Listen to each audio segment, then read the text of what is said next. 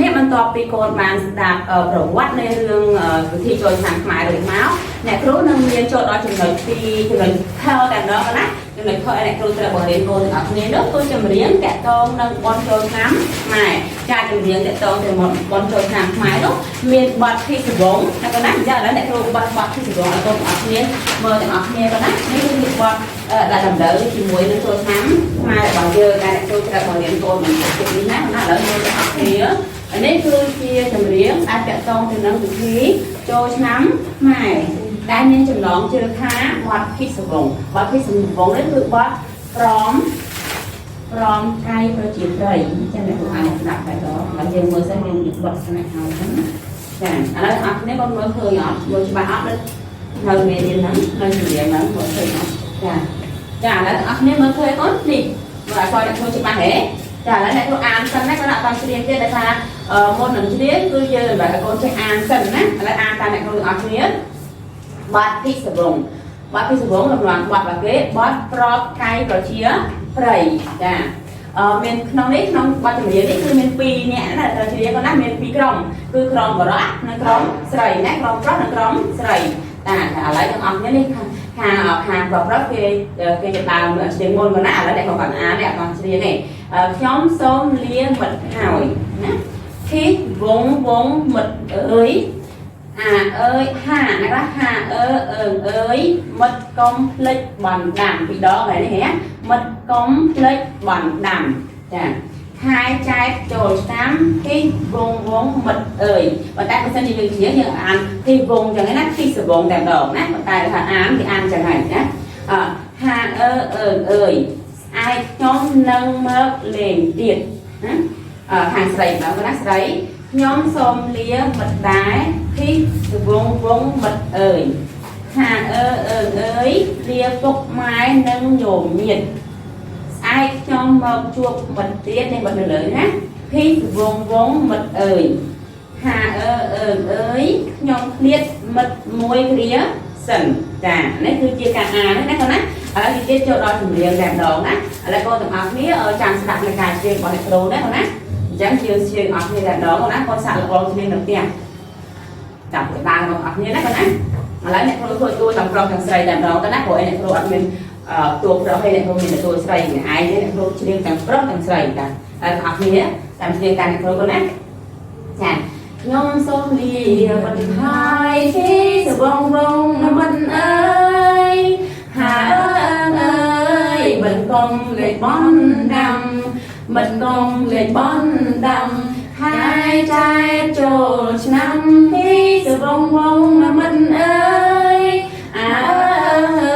យស្អែកខ្ញុំនឹងមកលេងទៀតស្អែកខ្ញុំនឹងមកលេងទៀតខ្ញុំសូមលាមិនដែរទីសវងមិត្តអើយ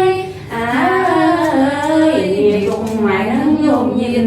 លាពុកម៉ែនឹងញោមញៀនស្អែកខ្ញុំមកជួបមិត្តទៀតទីសវងមិត្តអើយហាអើយខ្ញុំឃ្លាតមិត្តមួយទៀតសិនខ្ញុំឃ្លាតមិត្តមួយទៀតសិនចាអញ្ចឹងឃើញថាអ្នកគ្រូច្រៀងបានចប់ហើយណាឥឡូវកូនសាក់ច្រៀងនៅផ្ទះហើយសាក់បងរៀនច្រៀងមើលតាមមិនដែរកូនណាអ្នកគ្រូច្រៀងមិនសូវប្រួយហើយកូនណាថាកូនអត់គ្នាក៏គាត់ជាប្រួយជាអ្នកគ្រូបើសម្លេងកូនអត់គ្នាស្រួយជាអ្នកគ្រូកូនណាចាអញ្ចឹងបន្ទាប់ពីបទចម្រៀងដែលអ្នកគ្រូបានបង្រៀនកូនរួចហើយឥឡូវចូលដល់សំណួរតែម្ដងណាអ្នកគ្រូមានសំណួរភាសាចំនួន3សំណួរដើម្បីឲ្យកូនទាំងអស់គ្នាយកទៅពិភាក្សាគ្នាកូនណា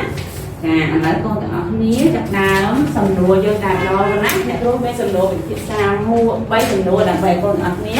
ពិភាក្សាគ្នាពិភាក្សាតំណែងឯងបានតែចេះរួមនឹងទាំងមានបញ្ញាពិភាក្សាគ្នាកូនតាមធម្មតាសំណួរនេះគឺយើងពិភាក្សាពីក្រុមណានៅក្នុងថ្នាក់យើងណាប៉ុន្តែដោយសារឥឡូវនេះយើងរៀននៅផ្ទះម្នាក់ឯងអញ្ចឹងកូនទាំងអស់គ្នាគិតសិនណាពិចារណាដល់ម្នាក់ឯងតាមគិត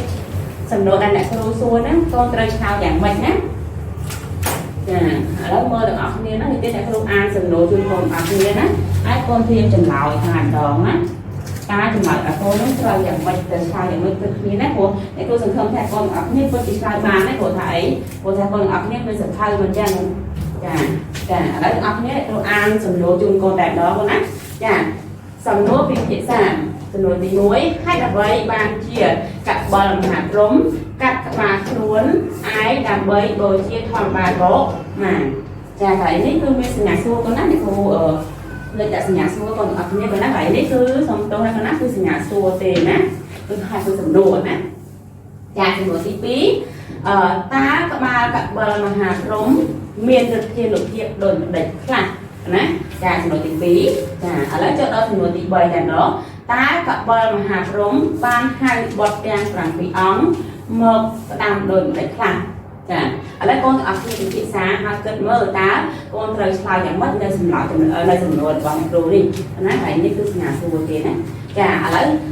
អ្នកគ្រូបាត់ចម្លើយរបស់អ្នកគ្រូណាតើចម្លើយរបស់អ្នកគ្រូទៀងទាត់នឹងសំណួររបស់កូនណាទៅនឹងចម្លើយរបស់កូនណាទេណាឥឡូវកូនមើលចម្លើយរបស់សំណួរឲ្យបាត់ទៅឥឡូវអ្នកគ្រូឲ្យមើលបន្តទៀតណាចាឥឡូវអ្នកគ្រូបាត់តែម្ដងណាគឺអ្នកគ្រូទៅថាកូនធំហើយកូនច្បាស់បញ្ចូលនៅចម្លើយអ្នកគ្រូហើយនៅសំណួរហ្នឹងហើយនឹងចម្លើយអូទៅឆ្លើយដែរណា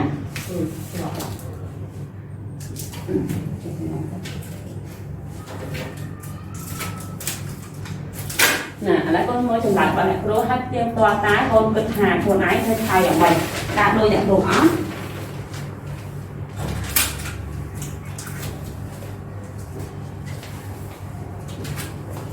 នេះណាកូនណាឥឡូវចម្លើយរបស់អ្នកគ្រូបានបត់រួចហើយមិនកាយមើលយល់ទៅមើលបងអ្នកគ្រូយល់អត់ចាឥឡូវទាំងអស់គ្នាណាមើលអស់គ្នាមើលច្បាស់កូនចាឥឡូវតាមអ្នកគ្រូឆ្លើយនៅចម្លើយរបស់អ្នកគ្រូណាចាចម្លើយទី1បានជាកបលមហាព្រំកាត់ក្បាលខ្លួនឯងដើម្បីបូជាធម្មបាលកុមារព្រោះអីកូនព្រោះកបលមហាព្រំភ្នាល់ប្រស្នាចាញ់ធម្មបាលកុមារចាទៅថាចម្លើយអ្នកគ្រូត្រូវទេកូនចាអ្នកគ្រូប្រកាសពីថាកូនទាំងអស់គ្នាប្រកាសជាឆ្លើយអ្នកគ្រូដែរមែនទេចាឥឡូវចូលដល់ចម្លើយទី2របស់អ្នកគ្រូកូនណាឆ្លើយទី2ក្បាលកបលមហាព្រំមានឫទ្ធានុភាពខ្លាំងណាស់បើក្បាលនេះធ្លាក់ដល់ដីនោះនឹងឆេះលោកធាតុទាំងមូលណាបើចោលលើអាកាសនឹងបណ្ដាលឲ្យរាំងភ្លៀងបើចោលទៅក្នុងសមុទ្រនឹងខាស់រីងស្ងួតចានេះគឺជាចម្លើយទី2របស់អ្នកគ្រូកូនណាឥឡូវចូលដល់ចម្លើយទី3តែម្ដងចាចម្លើយទី3កបលមហាព្រំបានហៅបុត្រទាំង7អង្គមកផ្ដាំថាចូលបុត្រយកពានមួយមកទទួលក្បាលទៅពុកហើយយកទៅរក្សាទុកនៅឯភ្នំត្រៃឡាហើយផ្លាស់វេនគ្នារក្សា1ឆ្នាំម្នាក់ចានេះជាចម្លើយរបស់អ្នកគ្រូតែកូនណាកូនអស់គ្នាមើលចម្លើយទី1ទី2ទី3តើត្រូវនឹងចម្លើយរបស់កូនដែរឬអត់កូនចាអ្នកគ្រូសង្ឃឹមថាពិតជាត្រូវណាកូនណាព្រោះកូនទាំងអស់គ្នាជាសិស្សដែលពូកែជាសិស្សដែលខិតខំសិក្សារៀនសូត្រណាឃើញការពីកូននៅរៀនvớiអ្នកគ្រូពេលដែលអ្នកគ្រូដាក់សំណួរទៅចម្លើយកូនហើយចម្លើយអ្នកគ្រូពួកដូចគ្នាតែម្ដងណាបាទតែកូនណាឥឡូវចូលដល់នេះណាកូនណាបន្ទាប់ពីអ្នកគ្រូបានបិទសំណួរហើយនឹងចម្លើយហើយអ្នកគ្រូក៏បានអានសំណួរហើយនឹងចម្លើយដល់កូនហើយអ្នកគ្រូក៏នៅមាន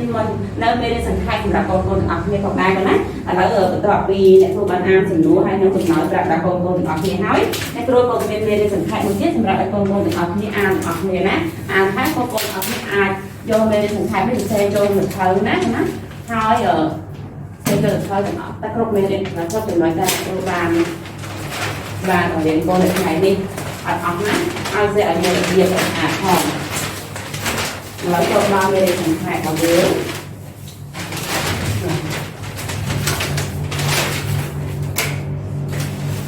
នេះចានេះជាមេរៀនសង្ខេបរបស់យើងណាអ្នកគ្រូមានមេរៀនសង្ខេបឲ្យកូនទាំងអស់គ្នាដើម្បីកូនទាំងអស់គ្នាអានហើយកត់ចូលទៅធ្វើផងណាពេលដែលកត់នោះមើលណាឲ្យស្អាតឲ្យមានរបៀបណាបើមិនបានបរិហារអ្នកគ្រូទេគាត់ស្អាតនេះកូនទាំងអស់គ្នាប្រកាសស្អាតពីអ្នកគ្រូហើយគាត់អត់អ្នកគ្រូអត់ស្អាតពីកូនទាំងអស់គ្នាទេណាមើលមែនតើមើលហើយខំប្រឹងស្អីបើសិនជាកូនផ្ញើមកអត់ស្អាតអ្នកគ្រូអត់កែឲ្យទេណាអត់គ្នាអ្នកគ្រូឲ្យកូនផ្សេងម្ដងទៀតទេណាហើយមើលទាំងអស់គ្នាមើលឲ្យទៅ